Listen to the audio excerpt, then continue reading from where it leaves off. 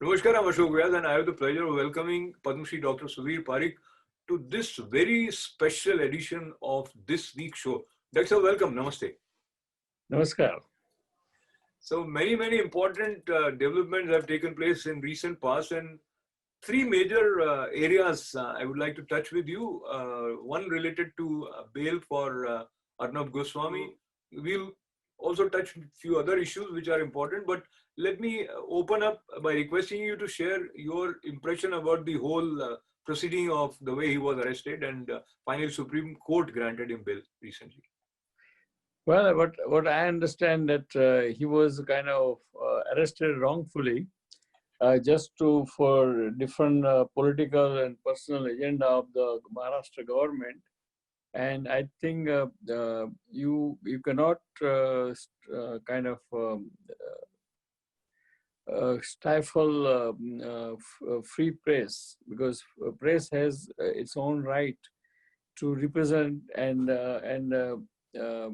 represent the truth or represent the facts, and therefore I think it was wrongfully was done, and that's why a lot of people in India, they were kind of up in arm to release Arnab Goswami, and I think Supreme Court, I mean High Court of the Maharashtra has done it, and that was a good news.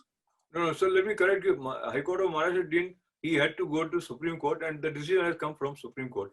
Oh, I see. Yeah. So, but having said that, the kind of support which Arnab had, and it put whole judiciary and the way a government can work against a common citizen if they would put such a well-known figure like Arnab Goswami to this kind of a treatment. So a lot of people were concerned about it. And as the whole thing has unfolded, do you think people gained confidence back in the system? I think so. I think so, somewhat, because then people now know that if you are right and if you give the voice to the truth and rightness, then government listens, and that shows that government of the day is is a fair government, and it gives a fair answer to the people's concern. So we will skip some of the references related to Maharashtra, because I also want your opinion on what you read in the results that we have seen from Bihar, from Gujarat, from UP. Looks like the support for Prime Minister Modi's leadership is intact, especially looking at it from Bihar. How do you feel? Yes, I agree with that. Still, popularity of the Prime Minister is there. People do believe and trust him, whatever he is saying, and people can see that he has delivered. But at the same token, I would say that even RJD came very more or less same number of seats, except one less seat. I mean, as a largest party, right? So that shows that there are some concerns, and there are some thing which people are asking for, like particularly the employment. And I think a new government has to address that unemployment issue. And that's very important, because otherwise the person like Tejashwi, who is only 31 or 32 years old, and without his father's help and very novice in the politics, won so many seats. And that shows that the people, the young generation, has no idea how bad the Lalu Prasad, his father's Yes. time was. And so they relate only with the unemployment issue.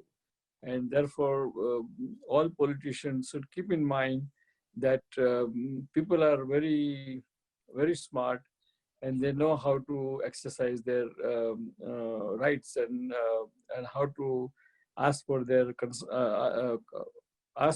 demand. Absolutely. And from Bihar, we come to America back, and America is in a state of flux with President Trump again and again bringing the reference that the polls were not fair.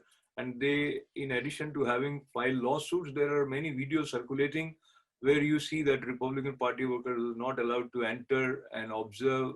And most important, yesterday there was a statement by Mike Pompeo, a very, very senior representative of Trump administration, mentioning that we are preparing for a smooth transition to the second term of President Trump, in response to a reporter who wanted to know how Trump administration working with Biden team.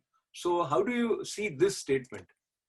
Well, I mean, because Trump, President Trump is not conceding his defeat right now, but see, if you that is not good for country. But also again, none of the results came out. It all came out from the news media. I mean, news media has declared the Biden win, but none of the by constitution, all the state secretary has to certify the elections, and right now they are not certifying it because still votes are counting. They are counting the votes. So till the votes are completed, they are not going to certify it. And if till they don't certify, the results are kind of not really authentic in a sense. But again, our system is such that by 7th December, they have to certify. And once they certify, I think if Trump is losing, he should gracefully concede and move on, you know. Absolutely. I think there is no question, but there is a sense of doubt among many, especially those who are supporters of Trump. And he is again and again mentioning about ballot counting abuse and not proper procedure followed for verification of votes. So he says that if legal votes are counted, I am the winner, and that is a stand which is again and again coming from different Republican Party leaders now. It's a very, very strange and probably unprecedented situation in America. Any other example like this that comes to your mind? No.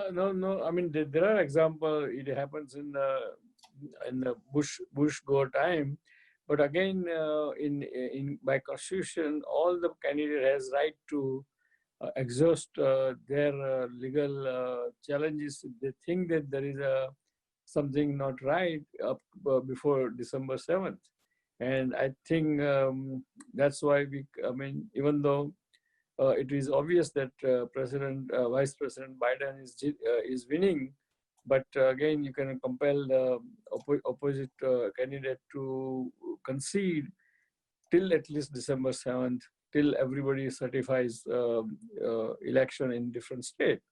Because right now, nobody has certified election yet. It's all media announcement. And therefore,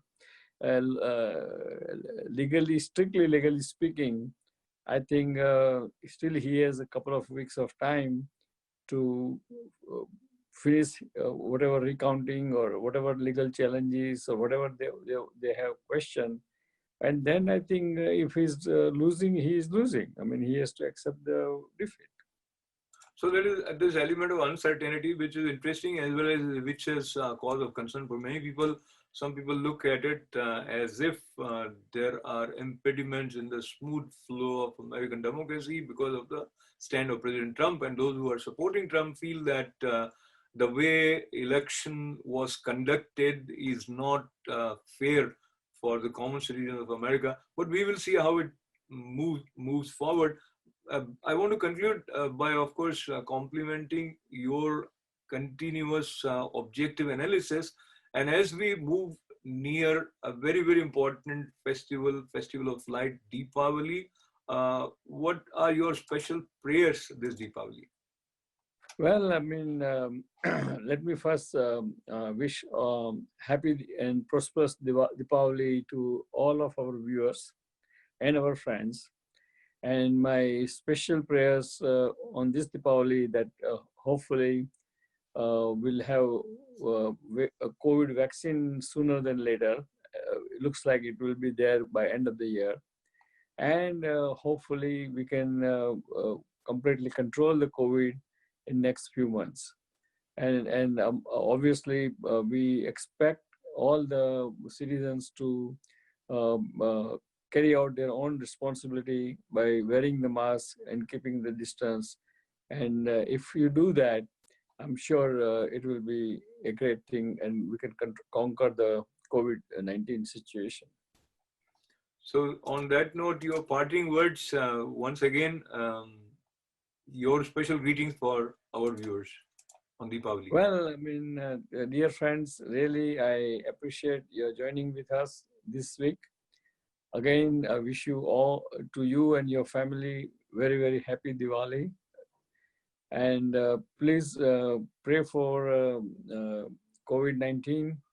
Pray for the poor people or poorest of the poor, and pray for who are less privileged than yourself, and help them during the auspicious occasion of the Deepavali. Again, happy Diwali. God bless America. God bless India. And we'll see you next week. Thank you. Goodbye.